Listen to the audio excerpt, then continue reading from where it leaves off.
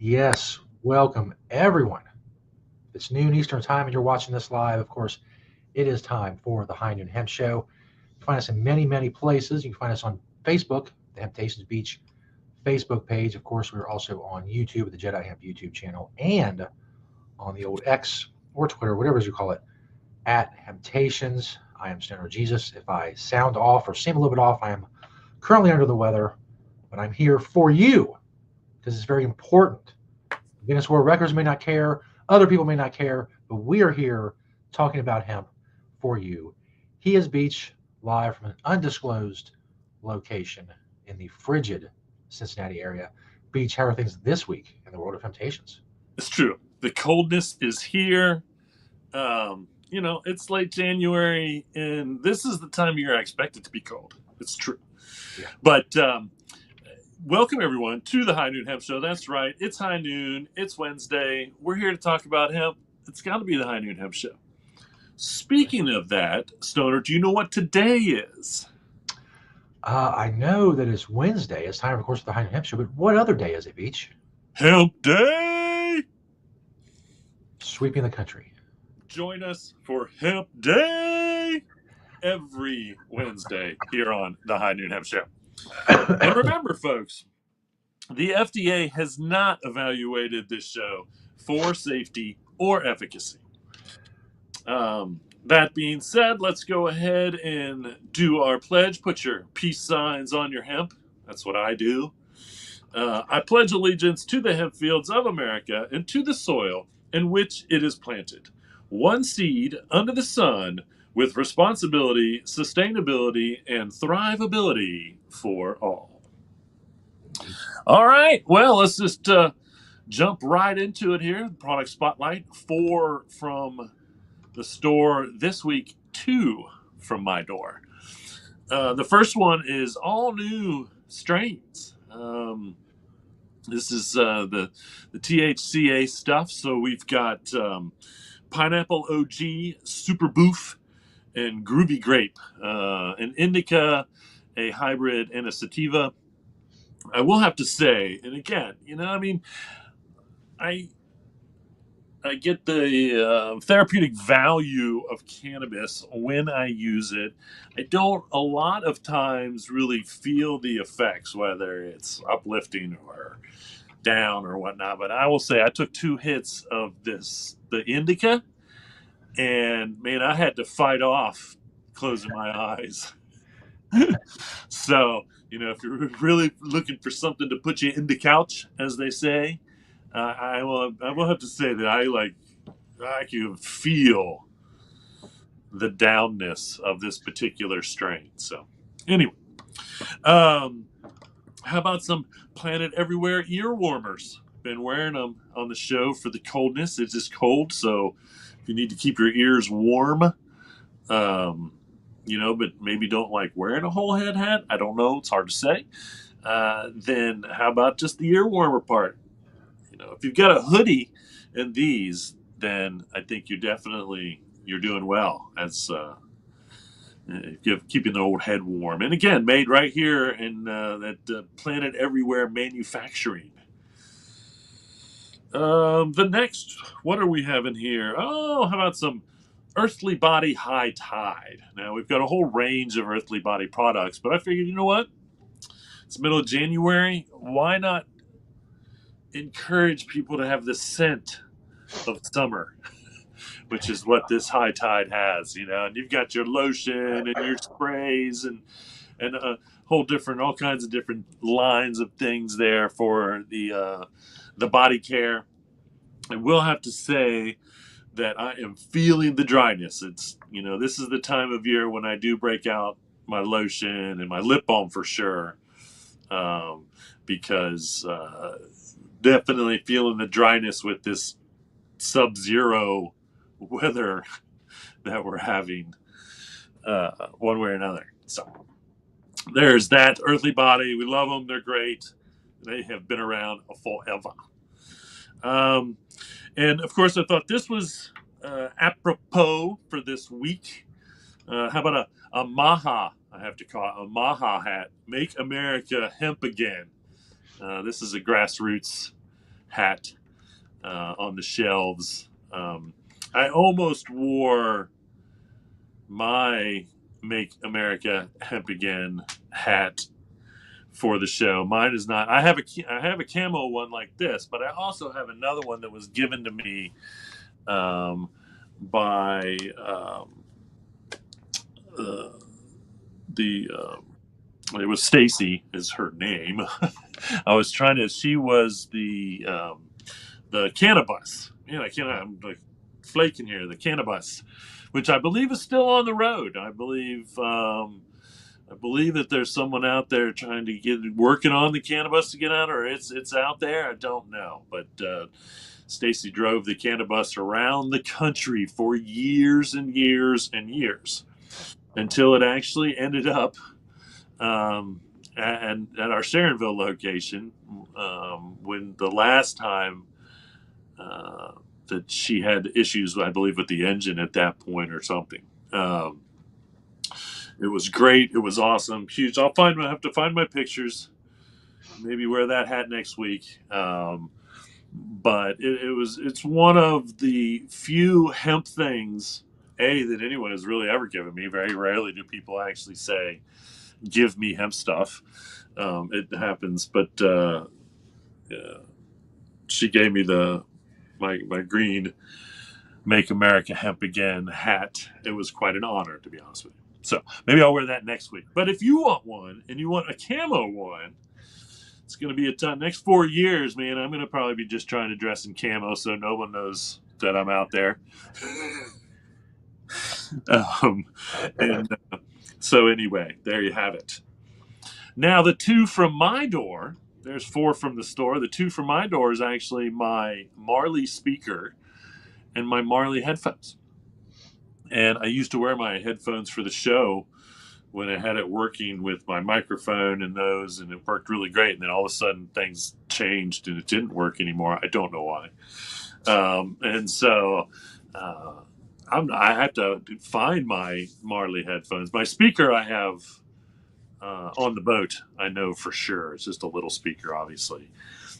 But the blue part of that speaker is hemp fabric, and then the black part of fabric that runs on the top of the headphones, that's hemp. And the Marley brand products for speakers, headphones, and whatnot are all very eco-friendly. The wood is sustainably found, and I think it's bamboo, possibly. Which is very sustainable, obviously. But they've really chosen to build electronics, trying to be as environmentally friendly as possible, including hemp, of course, because you really can't make a product environmentally friendly better if you don't incorporate some hemp into it. I'm just saying. That's how I feel. So there you have it here on the Product Spotlight here on the High Noon Hemp Show. And Indeed. now, As I mentioned, the top of the show, the Guinness World Records continues to blatantly ignore, the many hemp records that Beach has set and currently holds. If you go to the Guinness World Records Twitter today, their latest article an hour ago, they posted incredible cornhole records that you can break this year. So if you yes. want to know what's important in the world, there you have it. But we will continue to chronicle. Hey, I mean, I'm not downing cornhole. I'm just saying hemp is important too. You got to be careful not to Hey, make fun of cornhole. We are in I the may try to break cornhole some capital cornhole of the records this year, world.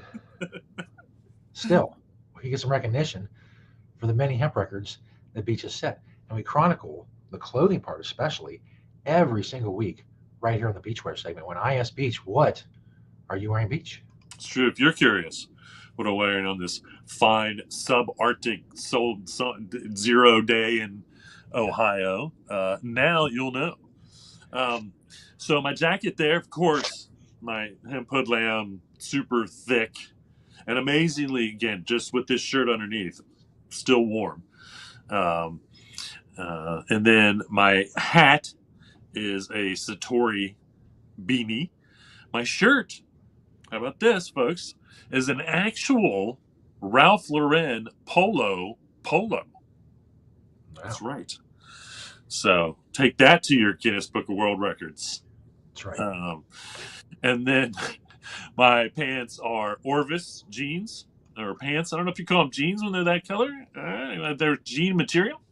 Uh, Being held up by a Hempy's belt. And of course, in my pocket there is my Green Springs Technology pen.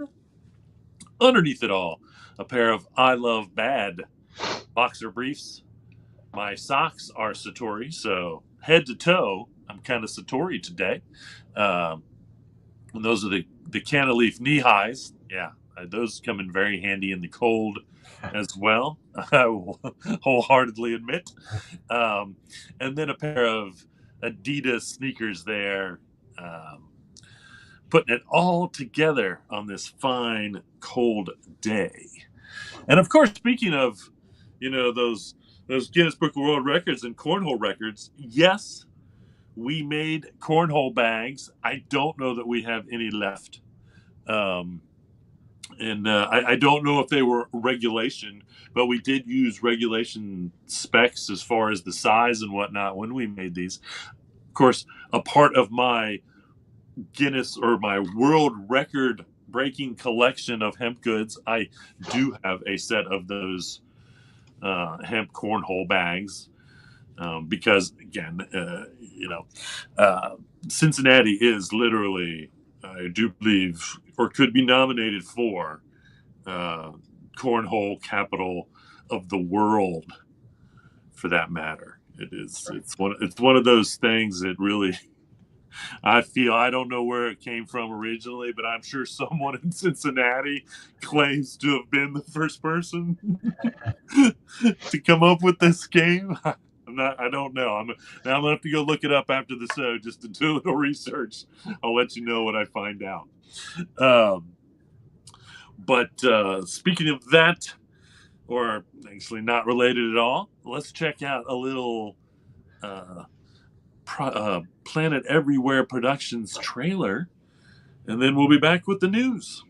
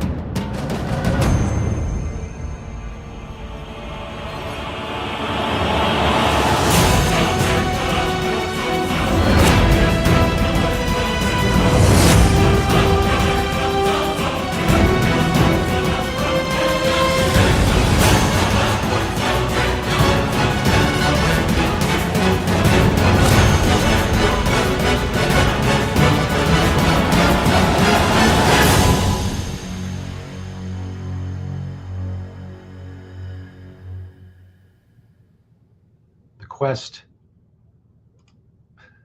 Continues.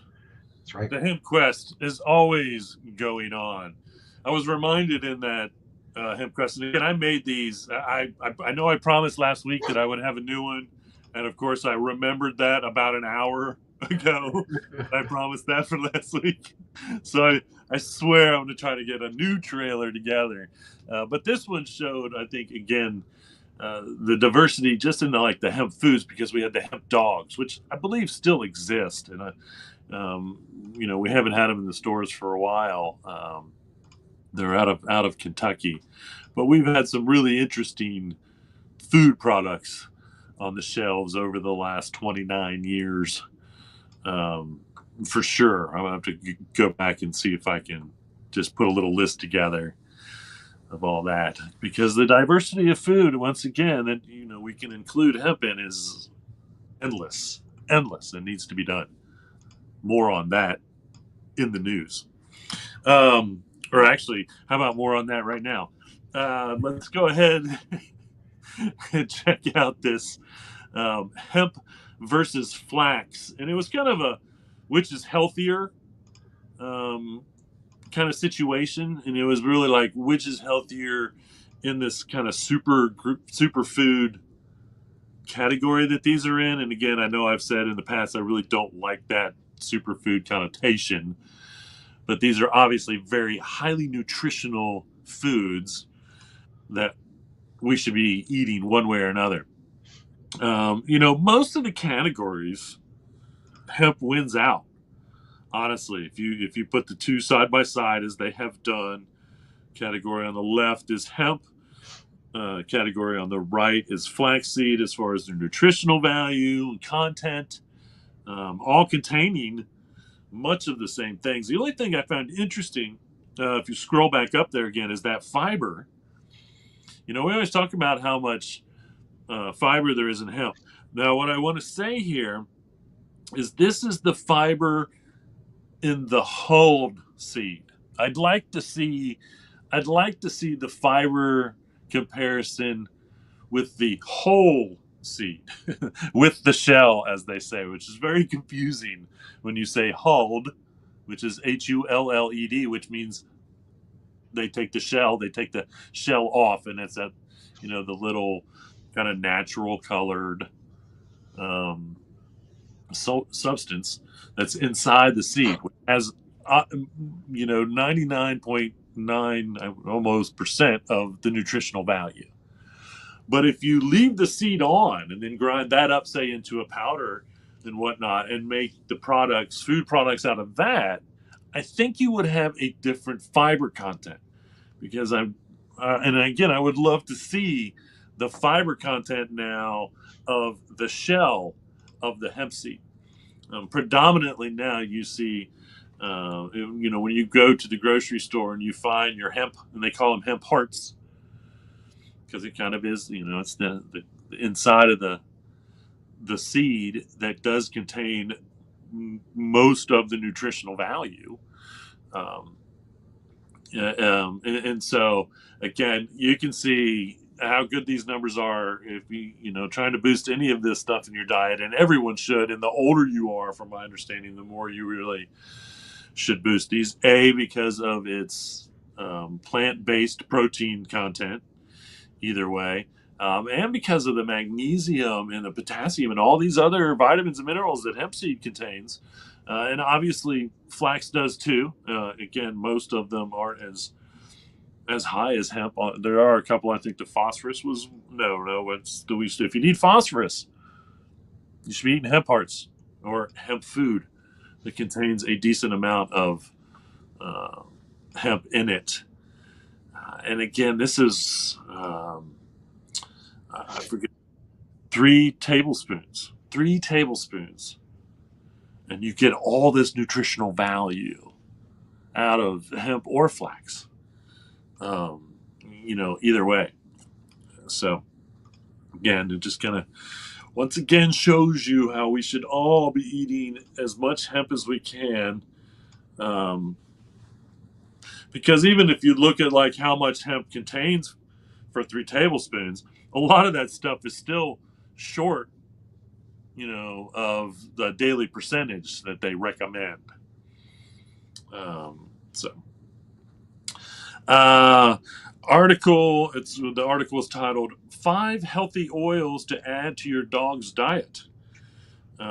And the reason is hemp, of course, was number one, actually. And it can boost immune system, lubricate joints, and improve skin health. High in antioxidants and vitamins. Again, for the same reason that hemp grain is great for humans, I believe crosses over for most mammals, if I was to guess. And obviously, birds love hemp seed, and get that some nutritional values out of that as well. And so I really feel like probably all animals somehow can neutrally benefit from eating hemp. Um, but this just goes to show that is obviously true, because all that stuff is pretty much true about humans using or eating hemp oil or CBD. And I don't know, I feel like they might have been talking about CBD, but our CBD comes in hemp oil. and so you get the bonus out of that either way. And you can, as the article said, you can give it directly to the dog. They had a picture of a dog taking his CBD on the tongue. I drop Josie's over her food, and she gobbles it up, and there you go. We used to have a cat that came running when I just snapped open the CBD. Loved it. So anyway, um, I thought I had a picture. I don't think somehow I lost it. But the U.S. Department of Health and Human Services, and this is again does not affect anything more than its kind of policy now with the Health and Human Services, is actually making a vocabulary ruling on cannabis. And what that means is they are officially designating, okay, so they're officially designating a Title IV Delta 8 THC, and it's the triangle. Okay, that's where the Delta, when we used to, as most people know, Delta 9 THC, which is the main one. Well, it's also Delta 8 THC, Delta 10 THC, and then, and I don't know, and I want to say this should be a misprint, but they are officially calling Delta 9 THCA Delta 9 THCC. And again, I don't know if that's a misprint, that they meant to call it officially Delta 9 THCA, or they meant to call it Delta 9 THCC. And again, this is just in the Health and Human um, Agency, the government agency, and this is, just basically, once again, their policy. And I don't know if this means that then the DEA recognizes that, even though this is hemp. And of course, Delta 9 is, well, it's still hemp because you can extract it from hemp. But so now we're going to start, I guess, officially figuring out how to recognize these things. And I think that's a great idea, because I think it's good that people understand that, that one, THC is Delta 9, because that's a big thing in the market now. A lot of people are somewhat confused because of that, because, we have Delta 9. I'll tell you, we have Delta 9, and it's THC, and guess what? These are all THCs, to be clear.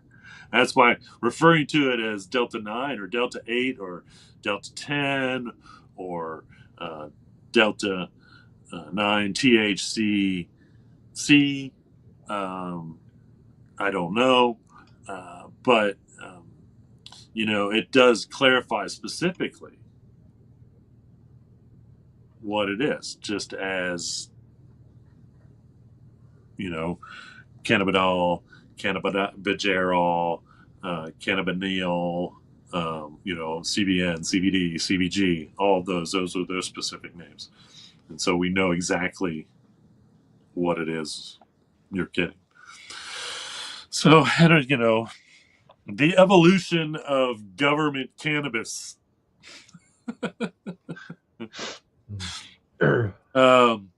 Speaking of CBD, CBG, and CBN, Yale researchers, I want to be clear, this is Yale, have discovered that CBD, CBG, and CBN reduce the activity of a protein that is central to pain signaling in the peripheral nervous system. Okay? So, all those people out there that say any of these cannot act as pain relief, all right, now I default to Yale University on this. And it actually says, this is going to be interesting, that CBG tested as the strongest. So, I'm going to have to look back into getting a little bit more CBG stuff um, for that reason. A lot of people use CBD already for what we know that the ale is proving. Um, and basically, the study showed that cannabinoids um, yield more effective pain management than other opioid alternatives. Okay, so they're not comparing this to opioids because, again, opioids are highly effective at removing pain from your brain. This I will not argue. What they do to the rest of your body um, uh, is, you know, still up for debate, I suppose, because there's still a lot of opioid based out there. So, once again, this is something that, it might not replace opioid reliance, but it could minimize. Again, if you can take more natural stuff and then maybe a lower dose to manage pain, that, I'm not a doctor, but that seems reasonable. And we'll see what science says, but obviously the science here is CBD, CBN, and especially CBG are one of the best opiate alternatives for pain relief. All right. So last week I talked about the microbiomes that exist in the plant and how important it was to CBD production and fiber production. Two totally different cultivars, in my opinion, which I think is quite interesting. And I think what we'll find out is eventually the microbiomes of grain. And I don't know why they didn't test a grain cultivar for the same thing, but basically what they found was, here's a little bit more information as to what I talked about last week. The roots in the soil have higher bacterial diversity, and the leaves and the stems had higher fungal diversity. And again, these are all essential, or obviously, I'm not going to say essential. I'm going to say beneficial. This is a symbiosis, because what they found was these microbiomes benefited the plant. All right, this is not like fungal disease. This is good fungus, as they have never ever said before. I don't know. Of course, a lot of fungus is good. What am I talking about? I love fungus. Anyway, and these microbiomes affect physiology, nutrient uptake, stress resilience, and production of secondary metabolites such as CBD production and higher quality fiber. And so again, this is truly getting into the micro farming of hemp. And again, this may, instead of using herbicides and pesticides, maybe we'll actually, and not use fungicides, but actually use fungus. And so you're growing for hemp.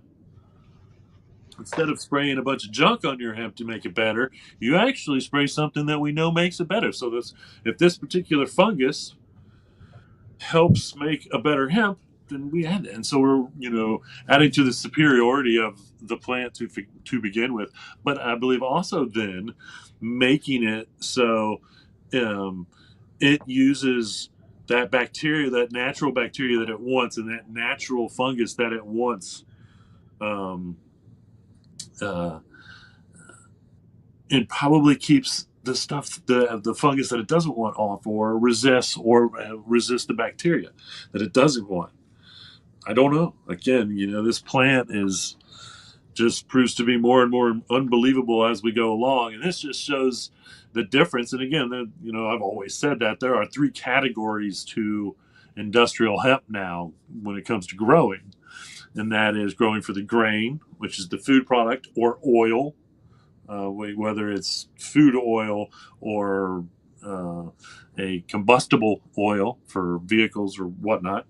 You have the fiber industry, which I don't know where to put herd, because it goes in all of them. Because the herd, what we call the herd, is the shiv, the stalk broken up, which we build houses out of. So I guess maybe there's four.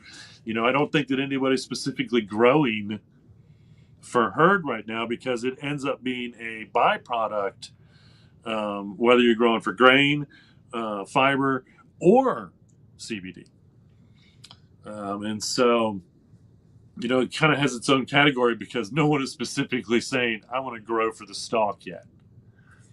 Even though potentially you would probably want to use the CBD stalk because it's probably like super thick with stalk. And then that's fiber too. And so it all kind of breaks up to get what we need to do that. And then, like I said, so you have the fiber industry, materials, clothing, composites that use the fiber, or any of those. And then, of course, you have the flour, which I think is like a subcategory of what we should really be looking at, which is grain and fiber when it comes to talking about industrial hemp, and then CBD, even though that's the one that, everybody's making money on. It doesn't need to be the priority one to focus on because of that. Once again, you can still use that fiber that's in the stalk when you're growing for flour. You can still use that herd or shiv in the stalk when you're growing for the flour. As much as you can do the same thing if you're growing for the grain, you can still use that stalk, that product that's in the stalk, the fiber in the herd, for something. If you're growing for fiber, there's still some grain there, and so that's probably the one that's a little less crossover because there's less grain when you're growing for fiber because you're just really going for height and not flower head size, so to speak.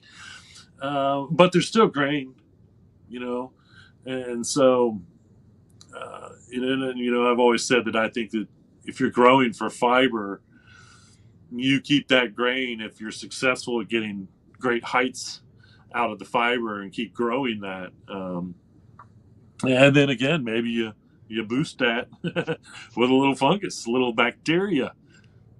It's hard to say, but I would if we know that's what works. And so,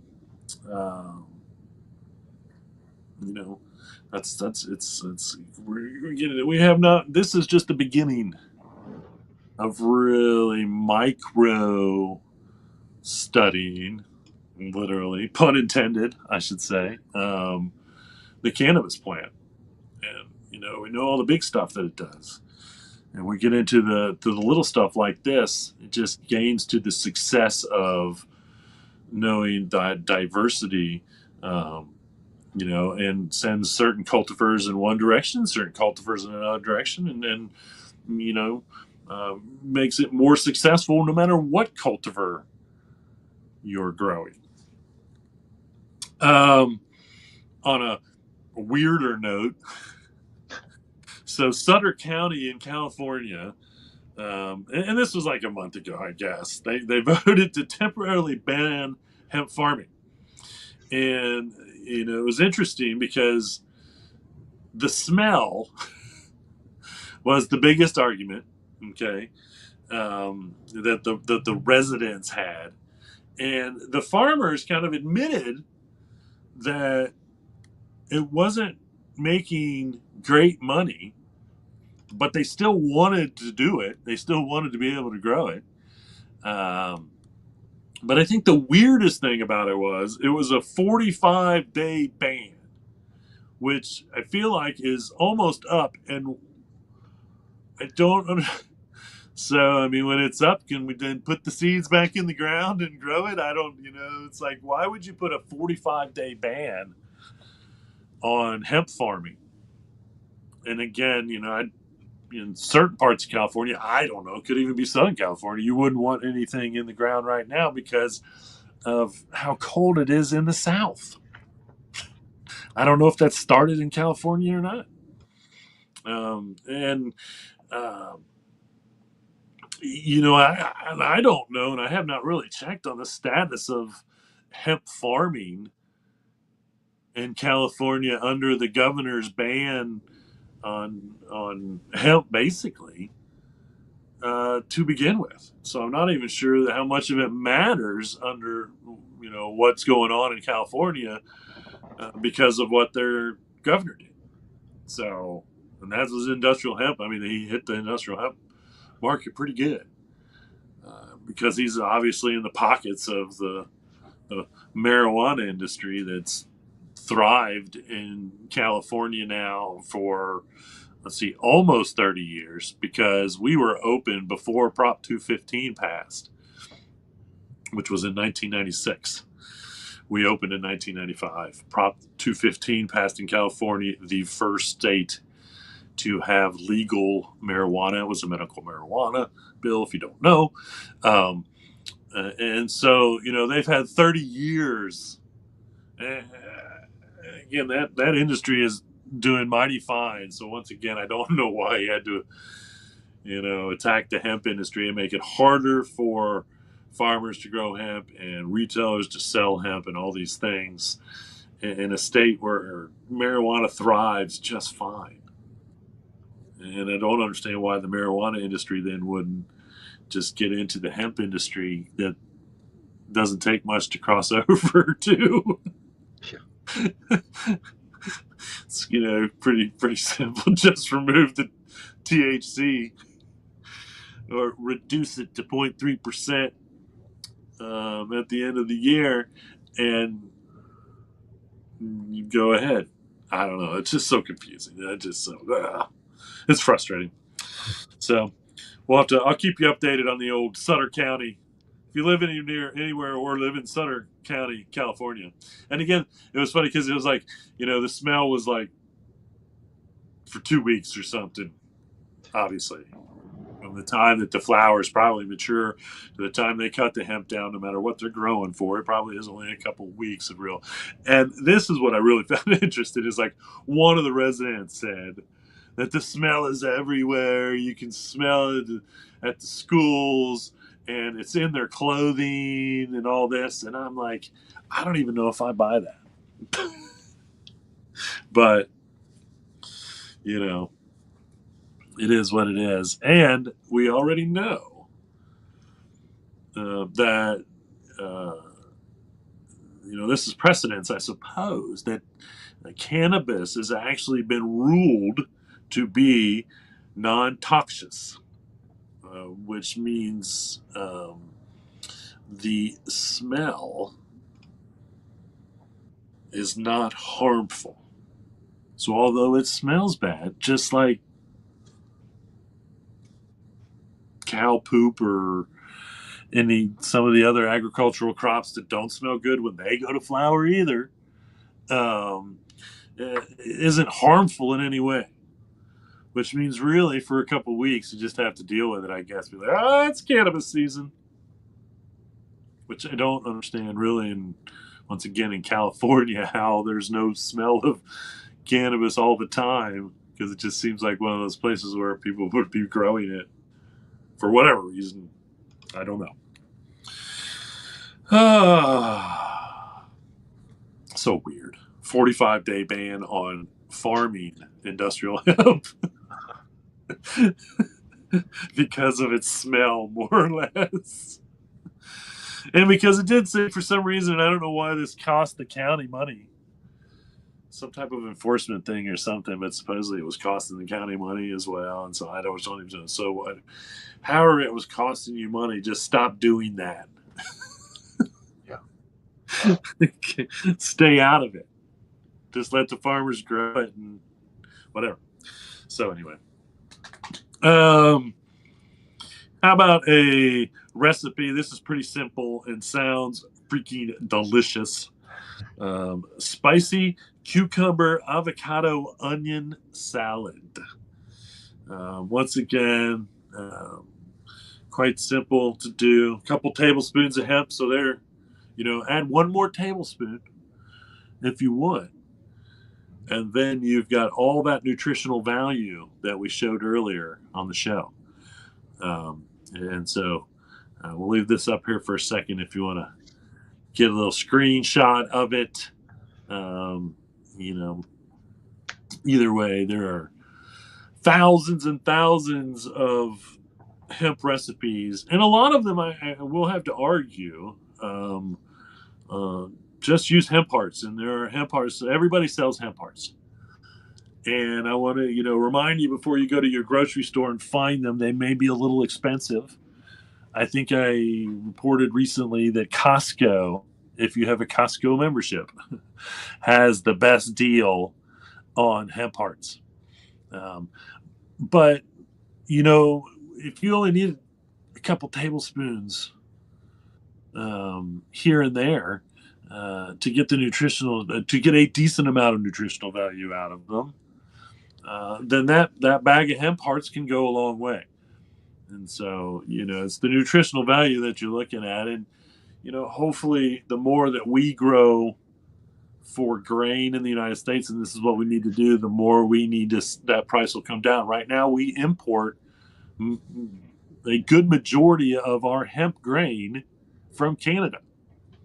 And of course, that's now going to have probably a huge tariff on it in less than 10 days or 30 days, I think, is when the tariffs are going to start being put down on goods. And what I think is interesting, and I want to clarify that so everybody else understands.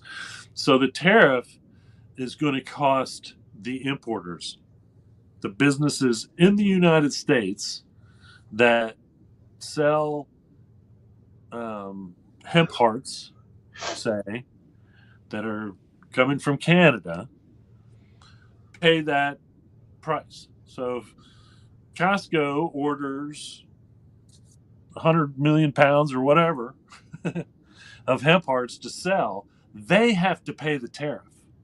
Okay? The Canadian company does not pay the tariff. All right? Now, hopefully, and again, if it comes down now, and it's not going to work itself out soon, the only thing that I can hope is, because we can't compete right now anyway, is that when this tariff comes down and say they see how much the increase of hemp hearts are just alone because of the tariff, because most of them are imported, will then make it even more eye-catching to the average farmer to grow hemp grain here. Okay, that's all well and good, but we can't add more restrictions to growing hemp in the new farm bill, and we need to make less restrictions on growing hemp now as far as fees and licensing. This is a state issue. Kentucky will end up growing the most grain in the country because their licensing fees and all that are very minimal. I mean, you still have to have that tested at the end of the year, whether you're growing for grain or not for that THC content. But we're not going to grow grain in Ohio because it's too expensive, and the average farmer's gonna be like, "I'm not doing that. I don't. Why would I pay that much to grow a crop when I don't have to pay that much to grow any other crop that exists that is agriculturally recognized, one way or another?" So we'll see what stock up on your hemp seeds now. That's just one thing that is going to directly, if you live in the United States of America, I should say. If you're in another country, I don't think that it will affect you. If you live in Canada, your hemp hearts should be cheap. If they're not, complain to your local hemp farmer. No. um, uh, well, here's another study that's interesting. More adults use cannabis for sleep issues. New survey shows, um, which is 16% use cannabis compared to 12% using pharmaceuticals.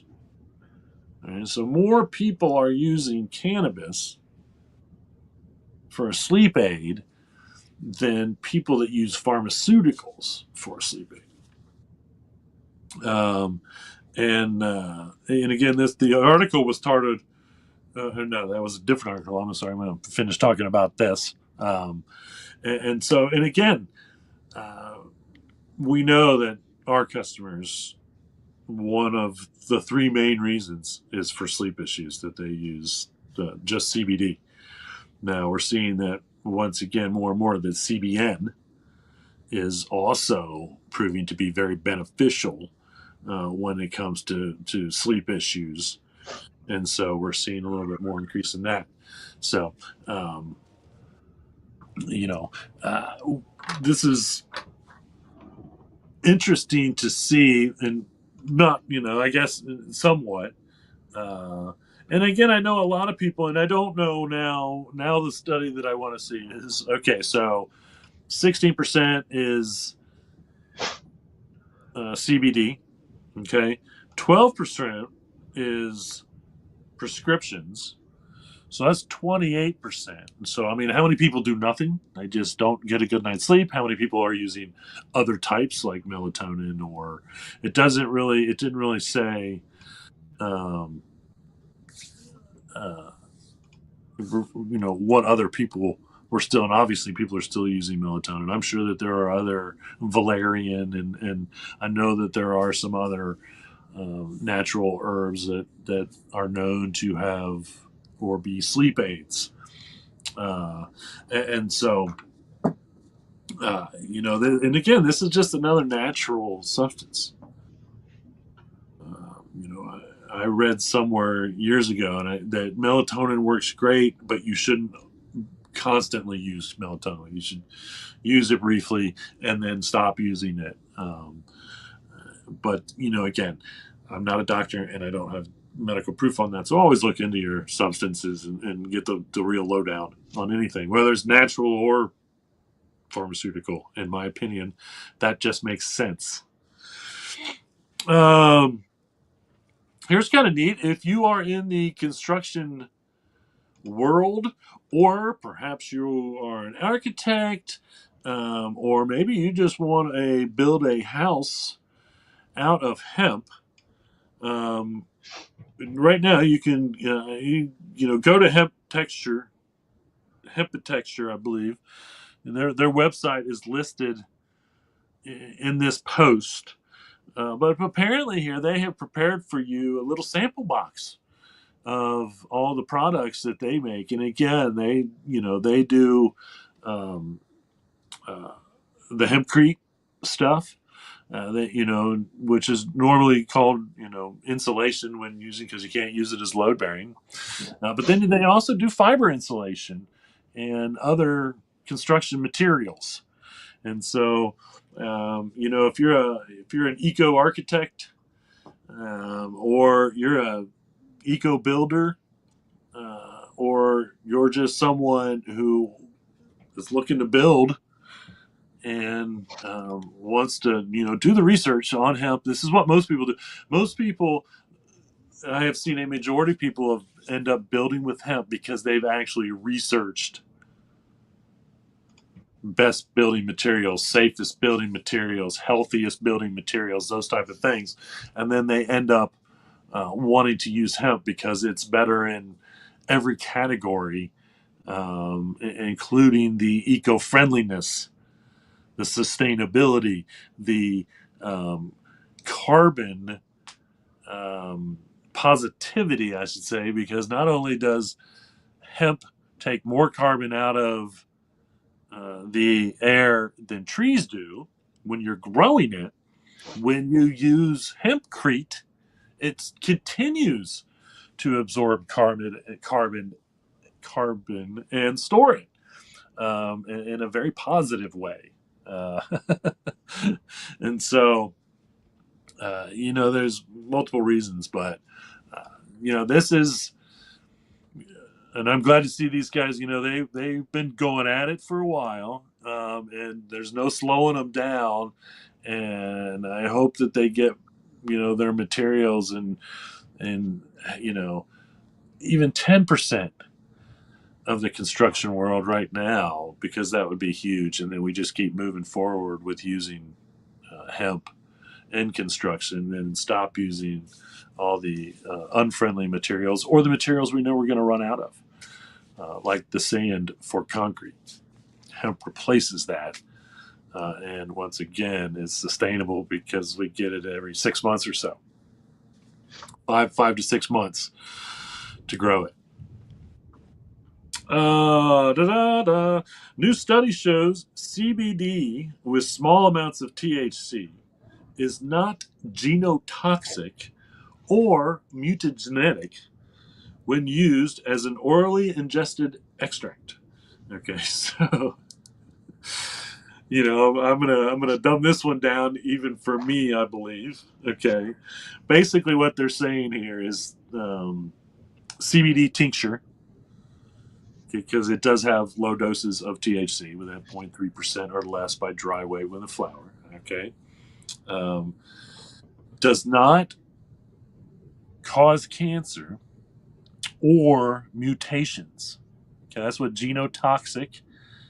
Genotoxic means non-cancer, or it does not grow something. And then you have mutagenic, which means it doesn't mutate anything, so it doesn't get into your body and attach itself to something else and then mutate it, which is also how cancer can get started, from my understanding. So if you're worried about that, we're all good. I do believe that most cannabinoids, and we're finding proof of this as we study more and more of the cannabinoids and things that are in cannabis, is in fact anti-cancerous and can in fact kill. And I have reported on studies that show this, can kill cancer cells.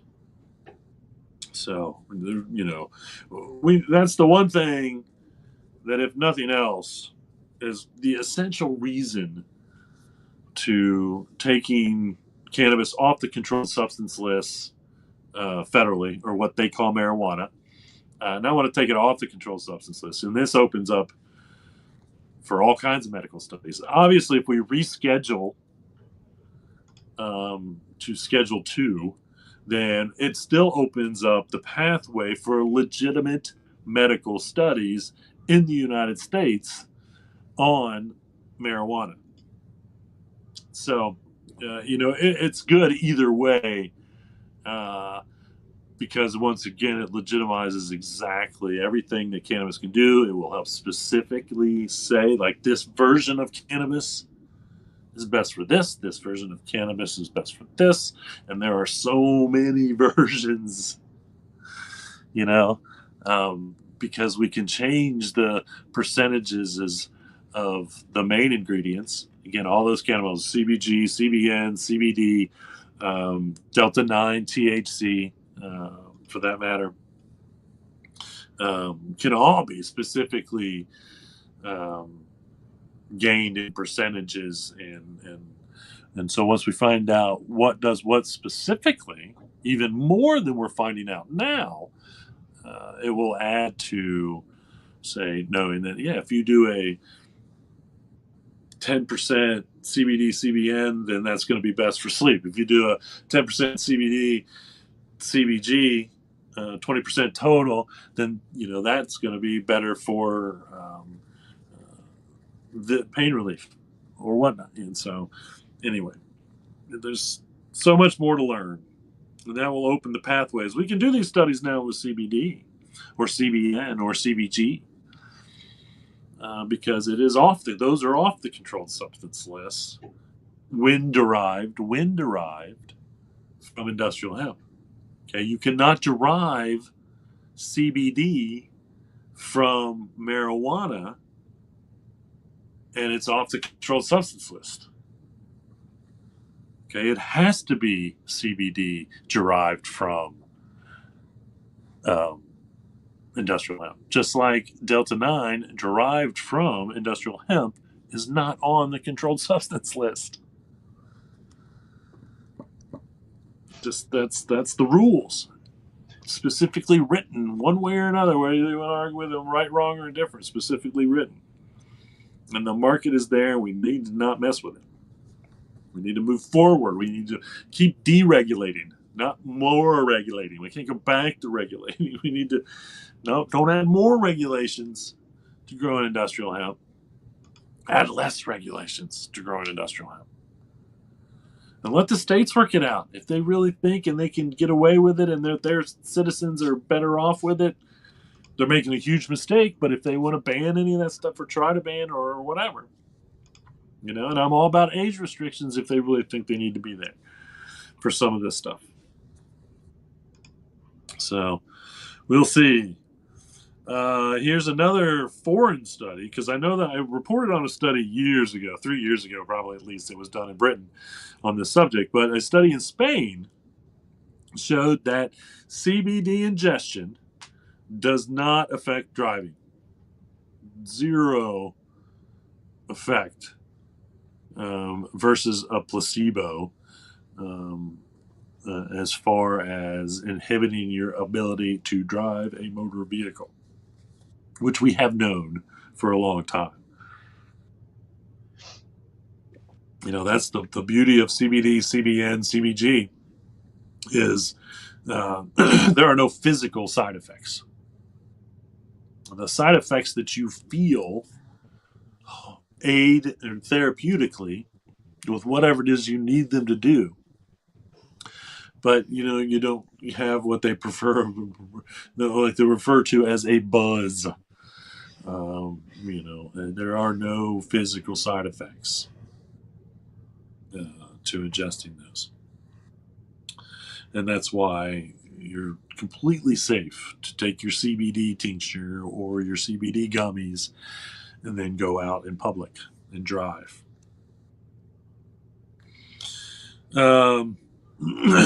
Nebraska, if you're out there in Nebraska, get a hold of your state representatives and tell them that you are not in favor of a ban on intoxicating hemp. Again, do the same thing that we did here in Ohio and many other states have done. If you want to try to make some age restrictions or put age restrictions on some of these things, that's fine. That's your prerogative to keeping your constituents safe from something that you haven't proven to be unsafe to begin with. But at least your constituents still get the opportunity to choose whether they want to use those products or not. If you ban it, it takes it out of their hands, and as responsible humans, that millions and millions across the country of responsible humans that use cannabis, and like I said, there's still no proof it's unsafe. Here we have governments trying to take something out of our hands that they haven't in 90 years proven to be unsafe, as they had said it was in 1937. Okay, so here's more legislation from people. These are moral laws. Okay, if you really want to tell me you're trying to keep me safe on any of these products, let's see some science. Let's prove it. Okay, let's prove that it's unhealthful for me to consume cannabis in any form. Prove that it's unsafe for me to consume cannabis and drive a motor vehicle. Okay, the only science out there that exists is not in their benefit, and that, from my understanding, is like a 1950s military study that showed that consuming cannabis, or what they called marijuana, did not inhibit a soldier's ability to operate a motor vehicle. And so quit telling us that you're doing this to keep us safe. And again, now as we keep the children safe, which is calling adults idiots. Okay, because if the products are only available for adults, and you're saying we need to ban these products to keep children safe, then basically you're saying that adults are mismanaging this adult product. So blame the adults. Go find the ones that are doing the wrong and hold them responsible. If someone sells something that's 21 or below to a minor, they usually get in trouble for that. It doesn't go on for too long, or they get away with it, and guess what? It didn't kill anybody, and so I guess it was okay. I don't. It's the eternal struggle with age restrictions on anything, whether it's alcohol, cigarettes, pornography. Um, it doesn't matter, Uh, if there's a way for a kid to get around it, they're going to get around it. Does it make it harder? Yes. Keeps an honest kid honest, as they say. But prohibition 100% doesn't work, because then you have a black market. At least if it's 21 and older, I can go down to my corner shop and get what I want, show them my ID, and get what I want. If you make it 0, then you're just telling me that I need to go to a black market, and that, how healthy is that? That's not for my health safety in any way. All right. Well, how about let's check this house out. Um, this is the Brown House in Washington, and I will have to say it is very brown. But this one was built with hemp insulation. Now, I think that, I don't believe this outside part, any of this, was actually part of where they used the hemp as insulation. Couldn't really find a good picture, because I think that they actually covered up the insulation with wood paneling on the outside, on the inside, and with this material, which is also eco-friendly. I don't know if they said that was. I forget what they said this material on the outside was made out of. So I think it's this material on the outside, and and I hope, obviously it's not. I can't imagine it's real hemp wood. I don't know. Paneling on the inside, so they've really kind of covered up where they've used hemp as insulation, which, it would assume to be most of the structure itself inside the frame, which is how you have to do it, because you cannot use hempcrete as load bearing. So you build the frame, spray in the hempcrete, and then you can attach your wood paneling. You can attach all these pieces, wood frames, all that to the frame itself. It's really kind of, it's definitely long and skinny. This building, kind of interesting, and I love, because the entire roof is full of feeding troughs, full of dirt for growing plants. It's really neat. Again, I really like what they've done here, and then again using, and this is in Washington, D.C. I think it's D.C. Might be Washington State. I need to get straight. I think it's Washington, D.C. It's called the Brown House, using hemp insulation. So, more hemp building materials. Let's build more stuff out of hemp. I love it. Not a whole lot of events going on. February 4th, first Tuesday of the month, you got the medical marijuana meetup. Again, that's normally 8 to 11. She may change that to, we may go a little earlier and later. We'll see. This is at Kerrigan Spirits, and this is the east side of Cincinnati. And again, I go as the hemp representative, or one of, not the only, because there are other hemp representatives there for sure. but great cannabis related events. And if you're in the Cincinnati area this Friday, there's some hip hop going on at Kerrigan Spirits too. I like to send people there. It's a great location. They open up on the first Tuesday of the month for the medical marijuana meetup, and so we have the place to ourselves, and it's been great. So Kerrigan, Karrakin Spirits Company, in the east side of Cincinnati in the high state area.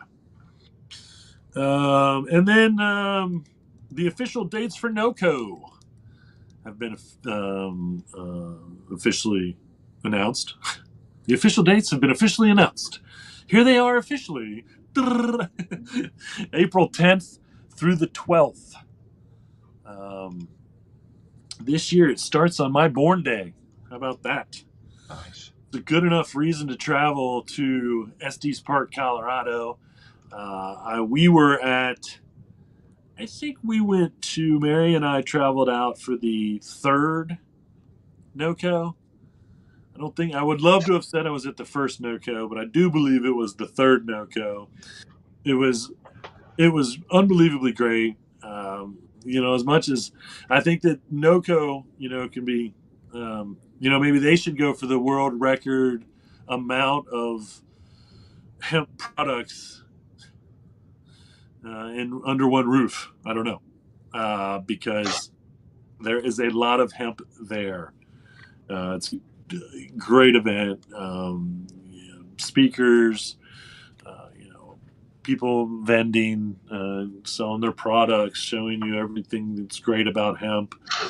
I have a picture of me once again that somewhere I need to find sitting on a hemp frame bicycle. That was at NOCO. So it really is. It's the leading hemp expo in the world. Everyone else would love to have the diversity of the hemp that NOCO has. So, if you want to travel somewhere, and of course, it's a beautiful environment, because you're right there in the mountains. You can travel, go see some glaciers if you want, and then, plenty of freedom. We stayed at a cannabis-friendly cabin resort, clearly said, and of course Colorado is pretty cannabis, but you want to, make sure. I don't know if you can smoke in the rooms where the event is held, but we stayed very close to the event in a cannabis-friendly retreat, which was nice as well. So anyway, that's NOCO, April 10th through 12th. That's about all we got going on in the world. As always, thanks everybody for watching the High Noon Hemp Show. We'll see you next week at high noon on Wednesday. Remember, reduce, reuse, recycle. Make everything else out of hemp. Having hemptations. See you all next week.